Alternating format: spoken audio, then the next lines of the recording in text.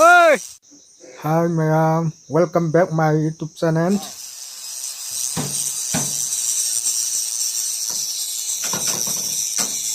aduh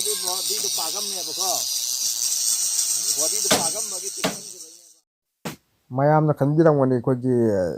workshop se escape ki kakira na natte ko mayam. Body chale adagi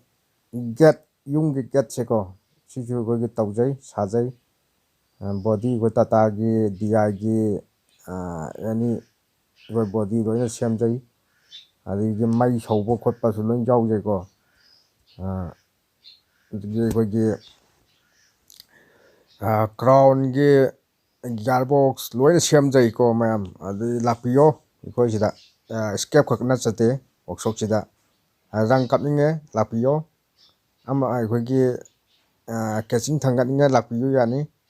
gearbox thangatninge lapiyo yani ko loina sigi mystery laijai mayam lapiyo ko gi workshop ke gunhe pol am lau matam dai ko gi workshop ke pol am lau matam da no hoina bahut tu birang madam ne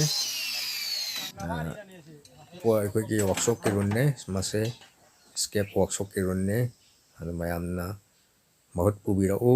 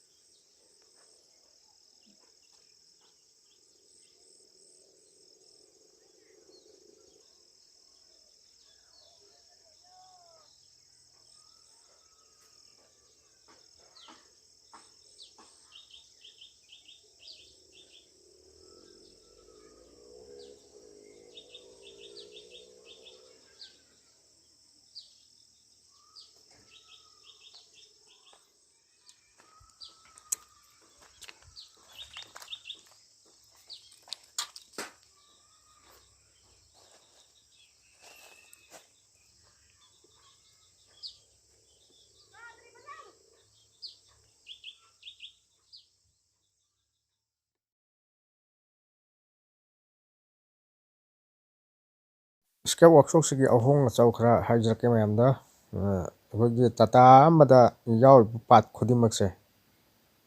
ꯑꯩꯅ ꯃꯃꯤꯡ ꯃꯊꯥ ꯄꯟꯗ꯭ꯔꯒꯁꯨ part ꯈꯨꯗꯤꯡꯃꯛꯁꯦ ꯂꯣꯏꯅ ꯑꯍꯣꯡꯕ ꯃꯃꯜꯗ ꯂꯣꯏꯅ ꯐꯪꯕꯤꯒꯅꯤ ꯃꯌꯥꯝ ꯂꯥꯛꯄꯤꯌꯨ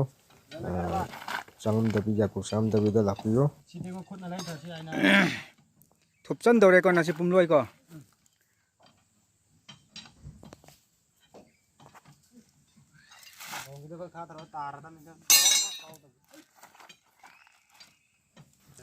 ꯉꯔꯥꯡꯗꯩ ꯀꯛꯊꯕꯅꯤ ꯉꯁꯤ ꯂꯣꯏꯁꯤꯟꯗꯧꯔꯦ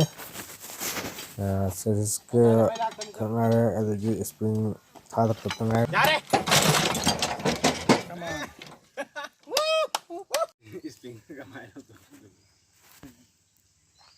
ꯑꯗꯣꯡꯁꯤ ꯂꯧꯊꯣꯛꯄ ꯌꯥꯗꯤꯌꯦ ꯑꯗꯣꯡꯁꯤ ꯌꯥꯅꯤ ꯉꯥꯎꯕ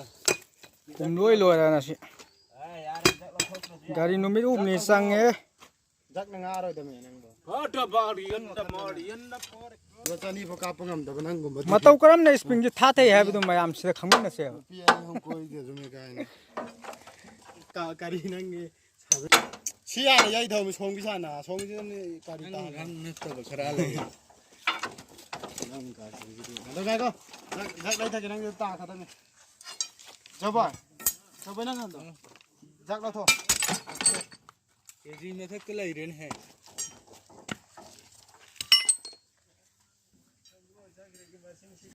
ꯇꯌꯥꯔ ꯐꯠꯇ꯭ꯔꯕ ꯁꯤꯅ ꯁꯄ꯭ꯔꯤꯡ ꯊꯥꯊꯕ ꯍꯥꯏꯁꯤ ꯂꯣꯏꯖꯜꯂꯦ ꯀꯦꯖꯤ ꯀꯣꯜꯂꯨꯁꯦ ꯍꯥꯏꯔꯕ finish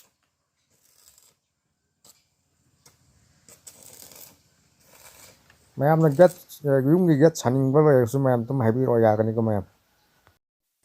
ꯁ꯭ꯄꯣꯛ ring engine gearbox engineer पामगसु मैं लापियो चेसिस के लिए तैयार ले रहे DI कैचिंग ले रहे बॉडी ले रहे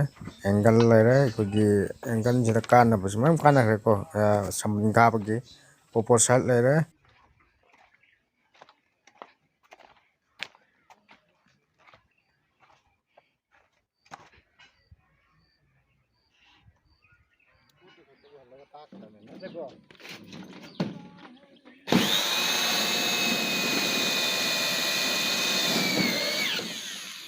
ओ नारो ने माले ना वो मिस्त्री कोई करे ससरंग ये ससरंग जिने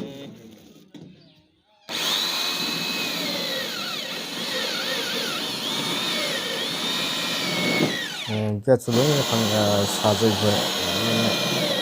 harap matang dia salwa dia saje ko मैं अपन जे मना देने ini design saje get